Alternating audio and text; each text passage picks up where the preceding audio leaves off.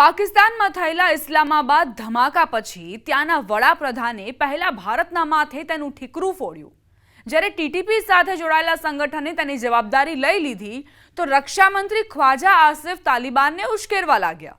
તેમણે ધમકી આપી છે કે તેઓ ટીટીપી પર કાર્યવાહી માટે અફઘાનિસ્તાન સુધી જઈ શકે છે। પાકિસ્તાન એક એવો દેશ જ્યાં કોનું રાજ ચાલી રહ્યું છે તેની જાણકારી મળવી જ મુશ્કેલ છે। એક તરફ 27માં બંધારણીય સુધારા પછી પાકિસ્તાનની સત્તા અઘોષિત રીતે આસિમ મુનીરના હાથમાં જતી રહી છે। બીજી તરફ તેમની સરકારમાં બેઠેલા મંત્રી આંતરિક સુરક્ષાના મુદ્દાઓને ઉકેલવાના બદલે તાલિબાનને ફરી ઉશ્કેરવાના પ્રયાસોમાં વ્યસ્ત છે। ઇસ્લામાબાદમાં મંગળવારે મોટો બ્લાસ્ટ થયો, જેમાં 10થી વધુ લોકોના મોત થયા અને 20થી વધુ લોકો ઘાયલ થયા। બ્લાસ્ટ બાદ પાકિસ્તાની સરકાર દોષનો ટોપલો કોના માથે ઢોળવો તે વિચારવામાં લાગી ગઈ। પહેલા તો પાકિસ્તાનની વડાપ્રધાન શહબાઝ શરીફે કહ્યું કે ઇસ્લામાબાદમાં થયેલા બ્લાસ્ટમાં ભારતનો હાથ છે, અને પછી પાકિસ્તાનના રક્ષા મંત્રી ખ્વાજા આસિફે અફઘાનિસ્તાનમાં એર સ્ટ્રાઇકની ધમકી આપી દીધી।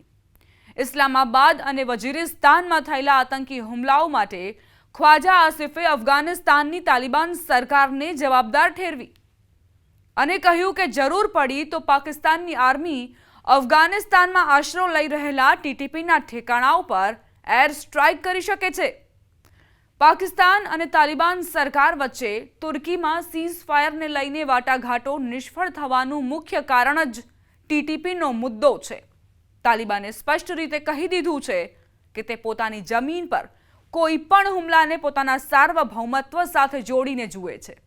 આવા કિસ્સાઓમાં જો પાકિસ્તાન આવું કરે તો તેને યુદ્ધની જાહેરાત ગણવામાં આવશે।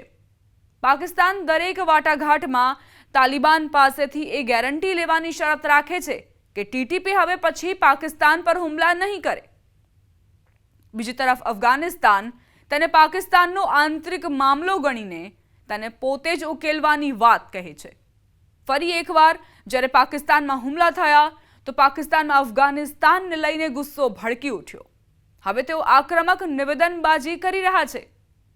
જીઓ ન્યૂઝના એક કાર્યક્રમમાં ખ્વાજા આસિફે હુમલા બાદ અફઘાનિસ્તાનમાં ઘૂસીને કાર્યવાહીની સંભાવનાથી ઇનકાર નહોતો કર્યો। તેમણે અફઘાનિસ્તાન તરફથી આપવામાં આવેલી સંવેદનાને ખોટી ઠેરવતા કહ્યું કે અફઘાનિસ્તાનમાં આશરો મેળવેલા આતંકીઓ છે। તેમણે ફરી એકવાર ભારતને પણ આ મામલામાં ઢસડ્યું અને ભારત સાથે પણ સૈન્ય ટક્કરની સંભાવનાને નકારી નહીં। તેમણે એક પોસ્ટમાં લખ્યું કે પાકિસ્તાન યુદ્ધની સ્થિતિમાં છે અને ઇસ્લામાબાદમાં થયેલો આત્મઘાતી હુમલો ચેતવણી જેવો છે।